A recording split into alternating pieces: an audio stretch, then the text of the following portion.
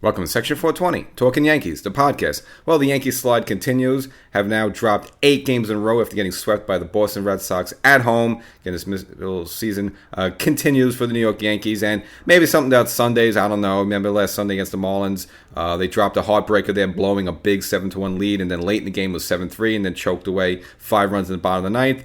So Sunday decided to tease you a little bit, but break your heart in a different way, come back, but then ultimately drop that final game and again complete the sweep against the Boston Red Sox. Not much good there in the Yankee land, and looks just, teams beaten down, front office, inside out, no one really has any answers here. So we'll get into all that, but before we do, make sure you subscribe to this podcast. So yes, there's some miserable baseball left, but it's going to be quite a tumultuous offseason, so you want to catch all that, give you my feedback, takes on all the moves that are going to have to be made, if they can make any, to improve this team, as well as get some cool stuff. Recently I dropped the Derek Jeter episode, to talk about Jeter in the news recently and other cool stuff. So to get that, you have to be a podcast subscriber, and I'll try to cheer things up. I'll try to bring things back from Yankee yesterday when, happier time. So I'll cheer you up as well. So if you want to get cheered up, make sure you subscribe to the podcast. So the Yankees, after getting, pretty much mangled in Atlanta there, as I stressed before, they were competitive for maybe 2 innings out of the 3 games they were there, and the rest of this Atlanta pretty much steamrolled them, which, okay, you kind of stand. Atlanta's one of the best teams in baseball, fine. But the Boston Red Sox, this is the team basically you fight neck to avoid staying in last place, and I guess the Yankees take the title there. They're the winners of last place, against the Red Sox there. So, a team they should be able to handle, but unfortunately, the Yankees really can't handle anybody. And the first 2 games weren't even competitive, even with Cole on the mound. So the first game there, Boston just got on the board right away, sending Johnny Brito out there, already with a runner in the top of the first. Yoshida, the Japanese import, hits a 3-run home run, puts Boston up 4-0 before you can even blink, and that was really the end of the game right there. Boston built up a 6-0 lead. Now, the Yankees would finally get a run later on after a LeMahieu RBI. Judge would hit a home run. It's good to see him do that. His first home run at Yankee Stadium since May 28th, just to show how much time he's missed. Puts a few runs on the board for the Yankees, but unfortunately they were too far behind, and they would end up dropping the first game 8-3, and then if you turn around the second game, you figure, all right, we've got our ace Garrett Cole on the mound. At least maybe he can stop the bleeding, stop the streak at 7 games. But unfortunately, he also gets his door blown off. And now this took a tad bit longer. Instead of dropping 4 runs in the first inning, this time Boston decided we'll use the second inning. We'll give the Yankees a breather. And this time it was Luis Urias with a grand slam. Puts Boston up again 4-0 before pretty early in the game. Again, with this Yankee offense, you pretty much have very little faith they can even crawl back to anything like that.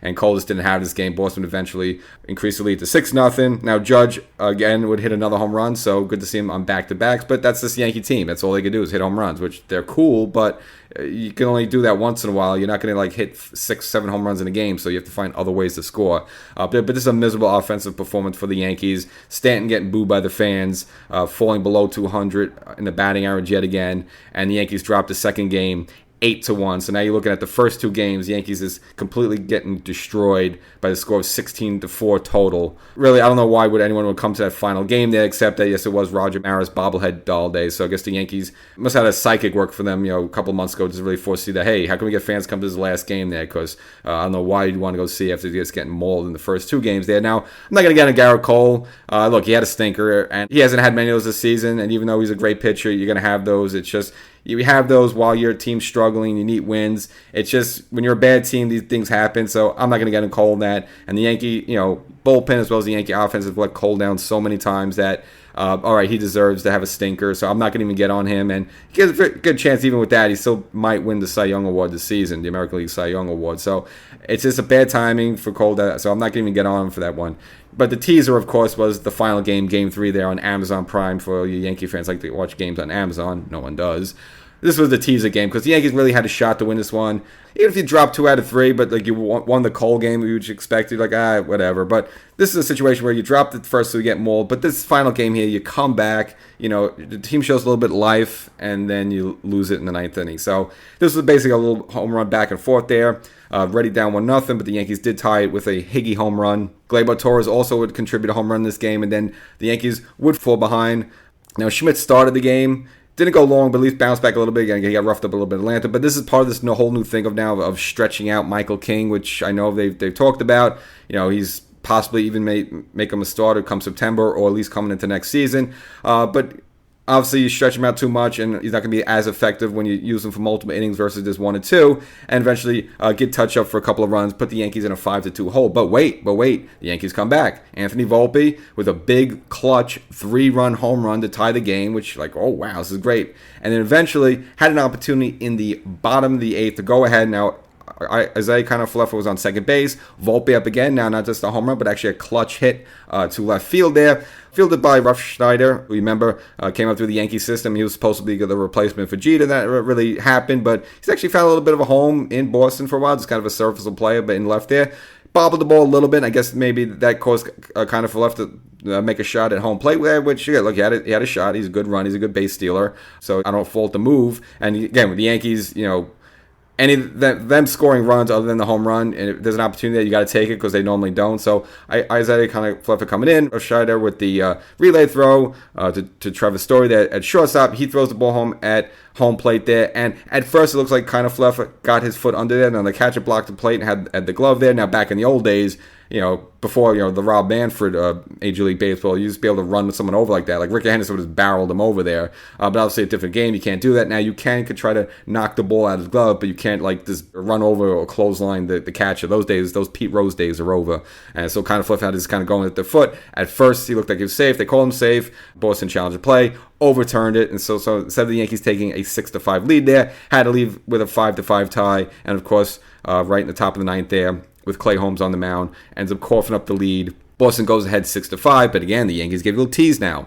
In the bottom of the 9th inning, with Kensley Jansen, the Boston closer, on the mound, and he's pretty close to an elite type closer. I mean, he's been around for a couple of years now. He's with the Dodgers. Maybe won a World Series with them. But the Yankees had a good opportunity. So Greg Allen leads off with a double. So at the very least, you got a man on second, nobody out. You figure at the very least you could tie this game. At the very least, you got a man on second, nobody out. And the meat of your order coming up, even though the meat's very skimpy on this bone lately. You got DJ LeMahieu. He gets on base. So now you have first and second, nobody out. Again, at the very least, you should tie this game, or you even have an opportunity to go ahead. And you have two of your best hitters, right now coming up. But unfortunately, Judge takes a cold third strike, and then Gleyber Torres strikes out. So now you left it with Ben Rovette, 2 on, 2 out, and you figure, all right, maybe he could have his big Yankee moment. This will be his Yankee christening. Now, just a week prior before that, Sunday, he did have his first home run as a Yankee in Miami. So, hey, would this be a great opportunity to 3-run home run, walk-off home run in the bottom of the 9th, Yankee Stadium? And, it wouldn't save the season, but, give the fans something.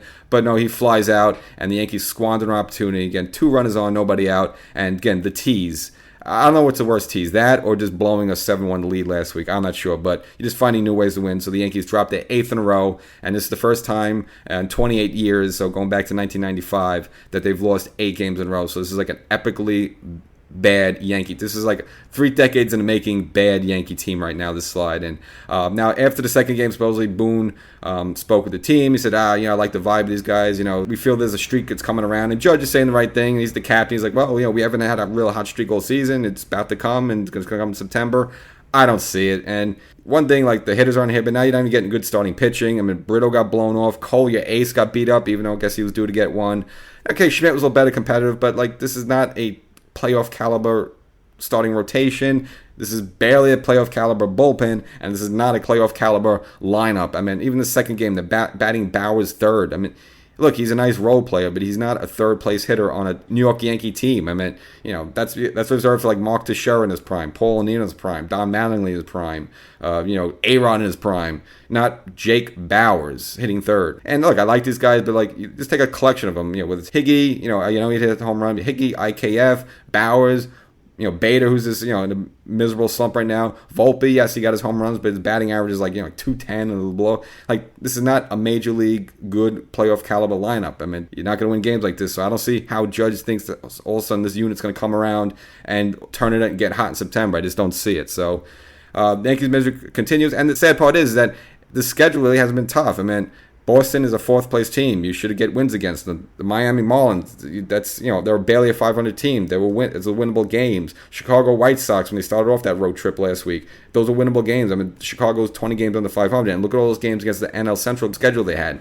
Whether it was the Cardinals, the Cubs, I mean, all winnable games, and the Yankees blew those opportunities to take advantage of teams that are just terrible. I mean, the only team they seemed to beat was Oakland on the road, which is maybe the only team that's worse than them was probably Oakland. They were able to beat them and then sweeping Kansas City at home. Other than that, they've had a very, very, very, very soft schedule relatively and just haven't been taken advantage of. This is another example here with Boston. So they get the Monday off, and then we'll host the Washington Nationals. Again, another bad team that you should be able to beat, even though the Yankees are kind of, not at full strength and kind of struggling themselves. But it's not like they're facing a really super hard schedule. I mean, this is all served them on a silver platter, and they're not taking advantage of it. And it's just more frustrations there. So you got 3 games against Washington Nationals. Who knows who's going to go with that? Boone also mentioned that he discussed it with Hal as well as Brian Casher, and it's like, well, they're all frustrated. Yes, we're frustrated. Fans are frustrated. We're all frustrated. Well, I don't know. Do something about it. We're going to say. Not a lot there, so we'll catch you next time. So, again, if you haven't done it yet, make sure you subscribe to the podcast. Got a few cool episodes coming up to try to cheer you up, entertain you, so you don't have to worry about this current team right now, which is continuing to flounder. Now falling about 9 games out of the wild card. So, of course, the AL East was gone like a month or 2 ago. But this wild card has also seemed insurmountable. So we'll try to bring you some episodes to cheer you up a little bit. Catch you next time.